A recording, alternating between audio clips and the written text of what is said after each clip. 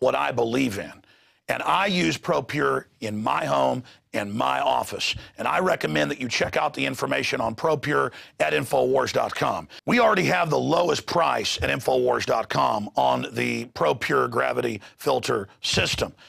But when you add in the 10% off when InfoWarriors use the product code WATER at InfoWars.com, nobody can top it. So again, it's a win-win-win. Stop drinking the poison water, checkmate the globalists when it comes to your health, and support InfoWars.com and the work we're doing here. You know, many revolutionaries rob banks and things and kidnap people for funds. We promote in the free market the products we use that are about preparedness. That's how we fund this revolution against the New World Order in our move to restore our constitutional republic and a spirit of 1776 worldwide.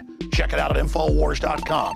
ProPure, top of the line, #1, most powerful and effective and economical gravity-fed water system in the world. ProPure, available, discounted at InfoWars.com. Don't forget product code WATER to save 10%.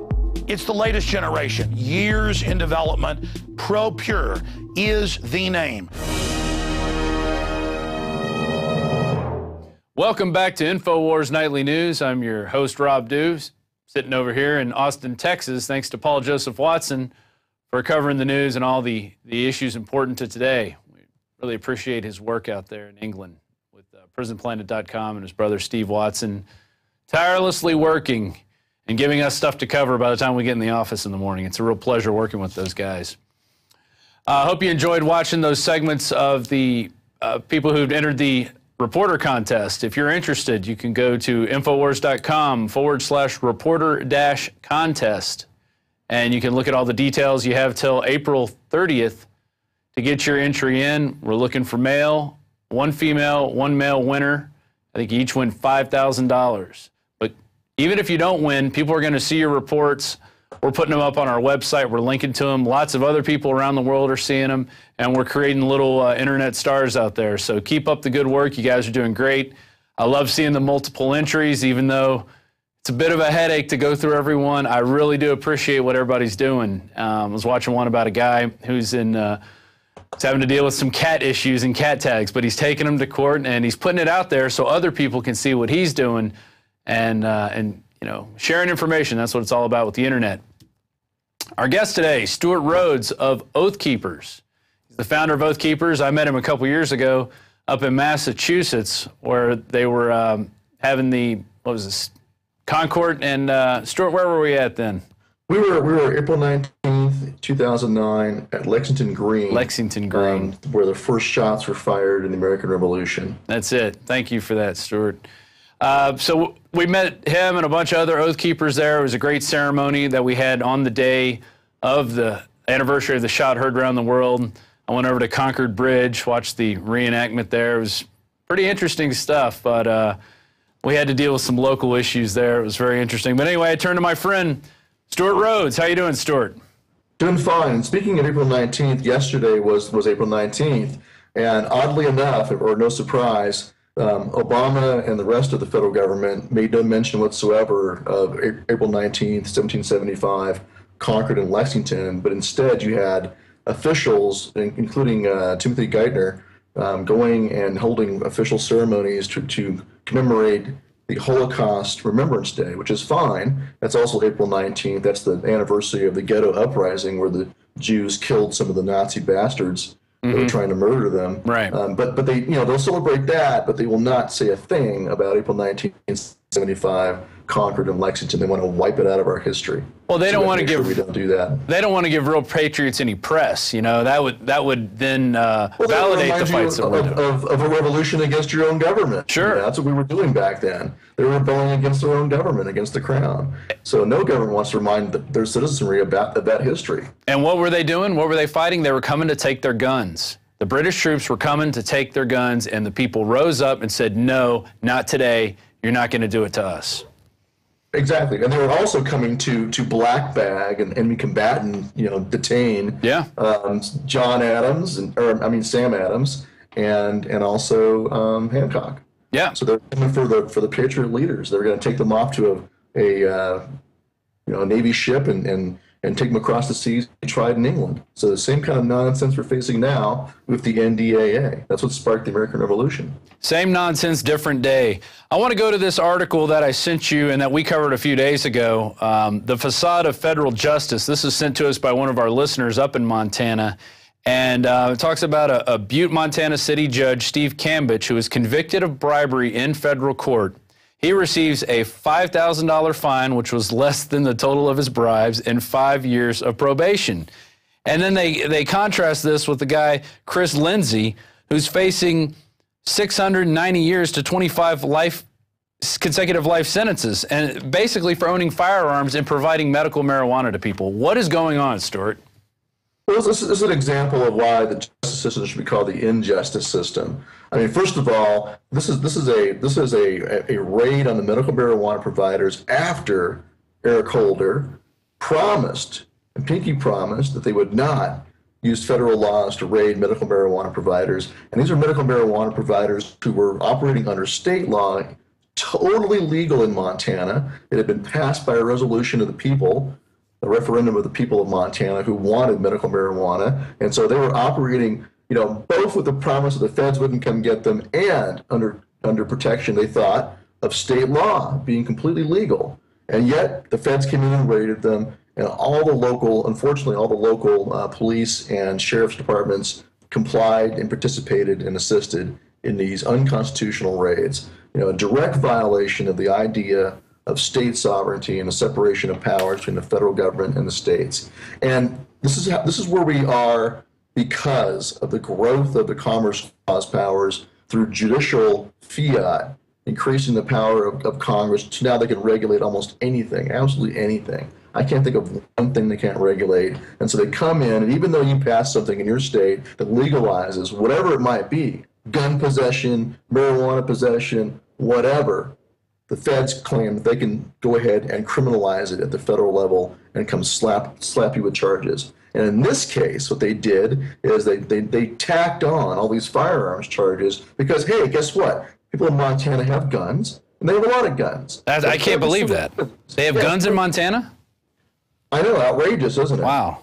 But once you're accused of committing a crime, then they say, well, any gun that is on the premises is a gun that's possessed in furtherance of a crime, and they tack on additional sentences. And that's why he's facing 25 consecutive life years, plus 85 years. He's facing like 380 years in prison or 25 consecutive life years. It's an absurdity. Mm-hmm. And you can thank the NRA for this kind of nonsense. Exactly. The NRA is always going on about, we got to make sure that we enforce all the gun laws that are in there to the hilt, and make sure that any criminal who uses a gun in the crime gets punished with minimum sentences. And that's what the NRA has done. So that means as any of you or me, all of us, if we're accused of anything by the feds and we happen to be gun owners, they're going to tack on a whole bunch of additional charges. And why do they do this? They're threatening this guy with 25 consecutive life sentences. What do you think he's going to do? Sure. He's going to go to trial, or they're going to coerce him into a friggin' plea bargain? So they threaten you with these outrageous sentences to get you to go to a plea bargain, and it's all based on your gun possession. So this is an example of how the stupidity of conservatives, drug war obsessed conservatives, and law and order obsessed conservatives they've put in place this huge hammer that can be used against any of us to coerce us into a confession, to coerce us into a plea bargain. What I think is ridiculous with this conservative mindset is that if this guy takes jail time, we're then taking a productive member of society out of the workplace, putting him in this controlled prison environment, this prison industrial complex where we have to feed him, clothe him, give him medical care. And this guy didn't do anything except provide people with medicine. I mean, I really can't understand it. And this, being 420, this is like the smoker's holiday, which is one of the reasons why I pulled this story out. And to me, in my lifetime, I feel I will have failed if we don't get rid of drug prohibition, especially marijuana. I mean, if we can't have people getting access to medicine, people using it recreationally, people growing it for fuel, for clothing, for most of the basic needs can be met with this plant. If we don't have that by the time I'm dead, I'm going to feel like a complete failure, honestly, because it's a plant, and it's a useful plant, and we should be using it and growing it. And under our Constitution, as originally designed by the founders, you would be able to do so, as Montanans did, at the state level. Right. The feds have no jurisdiction. They've got no authority, no power under the Constitution to regulate anything that's done inside the state. If it's not for interstate commerce, if it's just for your own use inside your own state, they have no jurisdiction over it, but yet they claim jurisdiction over it. Well, this is the problem, is that under the founders' original design for our constitutional republic, the federal government has no jurisdiction, has no power whatsoever to even regulate marijuana or any other drug or anything else done inside the states. As Madison said in the Federalist Papers, the powers of the new government would be concerned primarily with foreign affairs and external affairs and commerce, war, foreign policy, things like that, leaving the states to regulate the daily lives of the people. And so we're supposed to be little workshops of liberty in each state, laboratories of liberty to set our own course. And the people of Montana did that. They passed a resolution by the voters, even going around the state legislature directly from the voters saying, we want medical marijuana. That's legal in Montana. That should be the end of the story. But the federal courts have interpreted the commerce powers to mean that Congress can make any law it wants to about anything it wants to. And you can thank the drug warriors for that. You had the race case where the woman was growing marijuana in her own backyard, not for sale, not for interstate commerce, just for her own personal use because she was suffering from cancer. And they ruled, because Scalia doesn't like drugs, he sided with the liberals on the court who like federal power, and they ruled, the majority decision, that Congress can regulate even her growing of a plant in her own backyard, not for sale, because they said that her growing that plant impacts the market of the legal market for marijuana, the black market for marijuana. It's absolutely absurd. Wow. And so because of the drug warriors, you now have a wide open police power, the power to make laws about anything in Congress. This is what you get. And it directly impacts on gun rights. You have the Made in Montana gun bill that was passed by the legislature and signed by the governor, signed by Governor Schwartz, a Democrat. And yet, that's likely to fail in its federal court case because the court will defer back to the race case and say, well, look, if you can regulate a woman growing a pot plant for her own personal use, not for sale, then surely you can regulate someone manufacturing a firearm in Montana. So that's what's going to happen with that case. So, you know, this is the absurdity of the conservative obsession with the drug war that has led to the destruction of the idea of state sovereignty and the idea of people deciding their own way to live in each state. Yeah, I agree. The only silver lining I could see to this is right now you have a lot of South American, Central American presidents, former presidents, Vicente Fox just said it, that we need to end the drug war. And it's going to happen. It needs to happen sooner rather than later because we're continuing to ruin lives over this needless ferreting around, digging into people's business and what they want to do with their bodies. So with that, it's something that happened with prohibition.